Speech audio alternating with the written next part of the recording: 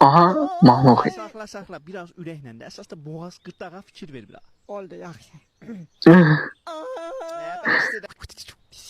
Ey sən nə qəşəksən, yiyərəm ay sən. Dirsəyimi yer. Dirsəyimi yersən. Qaza çağırın. Sen bagasana. Dadananın sen terbiye Vazir. Əsəbləşmə Vazih. Uşaqdır da, yanı verdə getsin. Ha bu dəfə də ha bu quşu Şirin hakim. Alif mahnıza da oxutdurur. Dünya senin, dünya.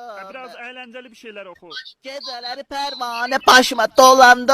Adın yox, başqa şey oxu. Hele qabaqdan çoxlu toy nişan gelir. Tərif edirsən sənə şirvan gəlir. Her Ne aslan bu olacak? dünyaya aslan gelir. Bir tane şirama çiftçi peyser gelir. Nə dedin ha?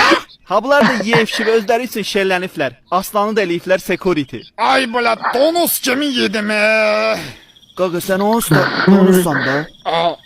Zarafatsız Bir gün abi qaqa özü üçün gəzəndə Aha. bir dənə şir üstünə hücum eləyir. Qaqa belindən qoyur, Aha. başı gəlib girir ağacın altına. Ay bala çoğma qala tutsun dalımı dağıdacaq. Kalmasa bile